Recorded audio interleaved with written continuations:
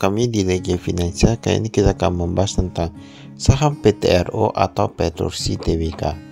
Nah, ini laporan keuangan yang kuartal pertama 2025 ya. Ini sudah keluar, kita lihat seperti biasa ada presidennya yaitu Pak Michael. Kemudian Direktur Keuangan ada Rudy Santoso.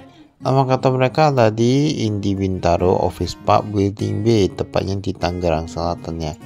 Nah, kalau kita lihat di sini untuk saham PTRO ini dia kan kemarin dia sempat naik, baru turun, baru naik lagi.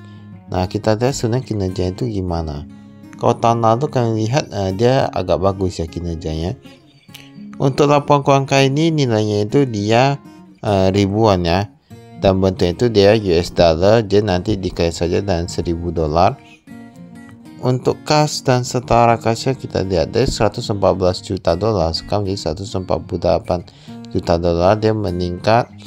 Persediaan pun meningkat juga ya. Dimana kalau kita lihat di sini dia meningkat sekitar $1,5 juta ya. Sekitar $1,5 juta. Nah, tapi kalau mau kita bilang dia meningkatnya ini gak gitu banyak ya. 1,5 juta kan berapa aja itu? Paling 3 hingga 4 miliaran gitu lah ya. Untuk total asetnya dari 800-an juta sekarang menjadi $1 miliar. Nah, $1 miliar.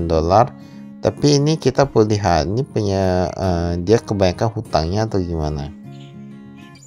Total hutangnya dari 600-an juta dia meningkat kurang lebih sekitar 200-an juta jadi 800-an juta.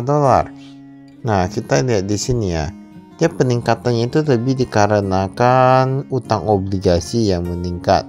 Kemudian pinjaman jangka panjang dari pihak ketiga, nah dia meningkat. Nah, itulah penyebab. Tapi ini semua jangka panjang ya kalau kita lihat untuk hutangnya. Jadi lebih dari 1 tahun. Kalau misalnya mereka bisa memesan keuntungan lebih dari bunganya, ya masih oke lah ya. Tapi untuk kami hutang yang terlalu banyak itu kurang apa sih? Jumlah ekuitasnya dia agak sedikit menurun kalau kita lihat di sini. Kita lihat pendapatannya ini dia menurun ya daripada kuartal tahun sebelumnya. Di mana kuartal tahun sebelumnya dia mencatatkan $156 juta, sekarang menjadi $154 juta. Walaupun ujungnya laba kuartal hampir sama, dia jadi meningkat karena beban usaha langsung mereka jadi berkurang. Nah, beban penjualan pun berkurang karena beban bunganya itu dia meningkat nih karena utangnya meningkat. Tapi kan kita lihat utangnya meningkat, otomatis beban bunganya meningkat. Laba periode berjalan dari $286.000 yang kemarin sekarang menjadi $1 jutaan. Nah, ini yang satu kuartal ya. Dia kalau kita lihat ini tahun sekilas tampak meningkat, tetapi sebenarnya penjualannya kan menurunnya. Ini lebih kepada efisiensi kalau kami lihat di sini.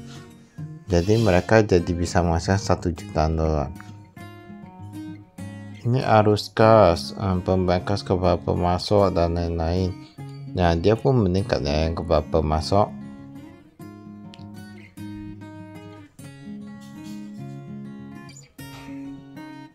Ini kita lihat top manajemennya kayak gak ada yang mengalami perubahan sih. Gak ada mengalami perubahan. Dan sebenarnya perusahaan kalau dia penjualan sedang turun, memang harus diutamakan faktor efisiensi. Jadi kita bisa menjaga kinerja dari perusahaan kita, walaupun sebenarnya lebih bagus penjualannya meningkat ya. Ini kita lihat dulu apakah presentase kepemilikan ada yang berubah.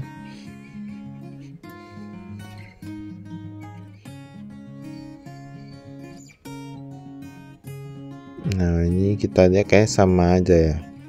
Oh, ini ada satu yang berubah. Kemarin nggak ada, sekarang ada. PT Potus Barajaya sebesar 50% kepemilikan sahamnya.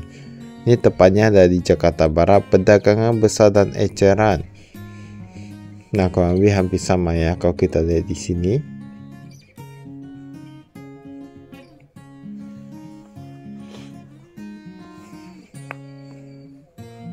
Ini perusahaan melalui entitas sana mendirikan entitas asosiasi baru.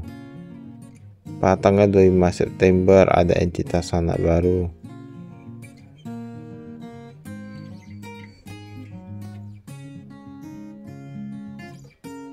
Yang kita skip.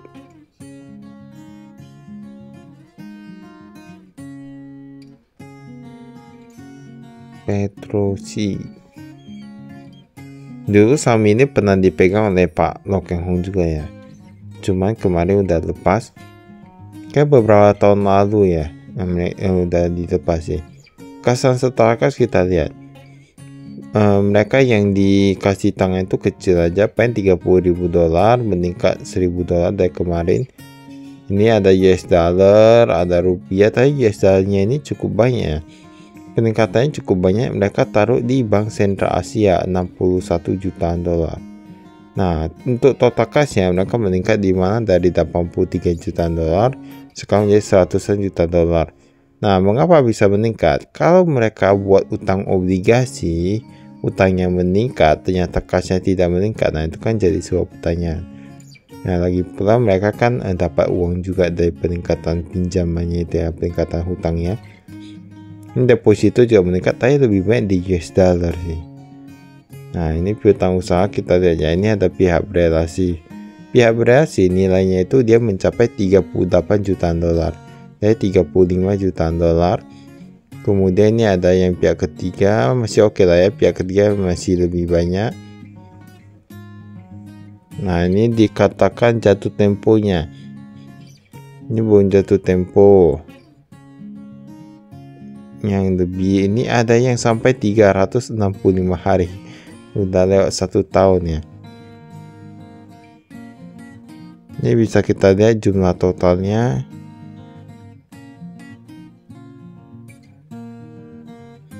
Tapi masih tergolong oke sih kalau menurut kami.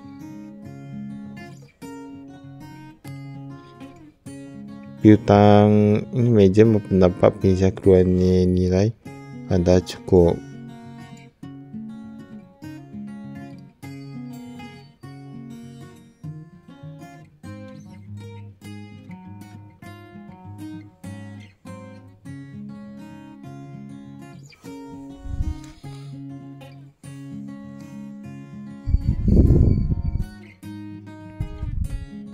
Pelepasan aset tetap.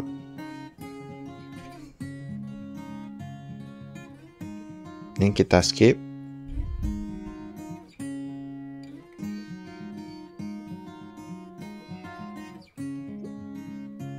Tapi kalau mau kita bilang ya, ini kalau Petrosi ini sebenarnya perbandingan antara asetnya dengan yang labanya ini kayaknya agak sedikit jauh ya.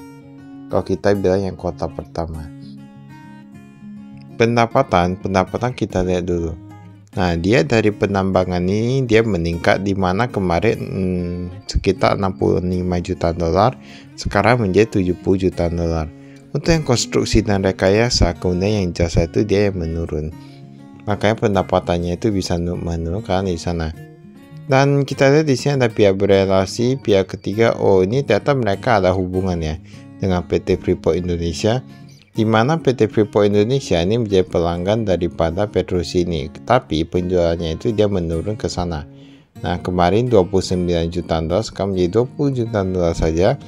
Beban usaha langsung kita lihat operasi alat berat dan peralatan dia meningkat. Nah, ini ujungnya dia menurun ya. Mengapa? Karena subkontraktor dia menurun, gaji menurun, ini itu menurun. Jadi, seperti yang kami katakan dari awal, perusahaan ini tampaknya melakukan efisiensi. Ketika pendapatannya menurun, Petrosi ini melakukan efisiensi. Ya, menurut kami ini cukup bagus, tapi semoga penjualannya semakin baik ke depannya. Ini beban penjualan biaya tongkang dia menurun, biaya kelebihan waktu berlabuh dia meningkat. Nah, ini beban-bebannya kita lihat saja. Gaji dan upahnya dia bahkan bisa menurun dari $5,5 juta sekarang menjadi $5,2 jutaan. Nah, ini semua rata-rata menurun. Tadi kalau misalnya bebannya itu dia sama ataupun meningkat, pastilah banyak itu jadi agak kecil ya. Ini keuntungan kurs dan mata uang asing. Nah, dia menangnya di sana. Karena untuk yang Petrosi ini dia cash flow ini agak banyak dan jumlah dalam US dollar. Jadi kalau kita lihat ini dia cukup oke sih, dimana keuntungannya itu mencapai $7 juta. $1 jutaan paling 16 miliaran, dikait saja dengan 7.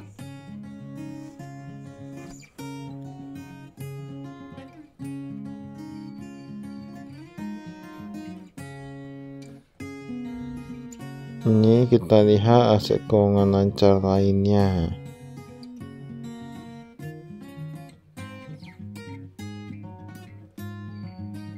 Maka itu saya kami sekian, terima kasih, saya investasi.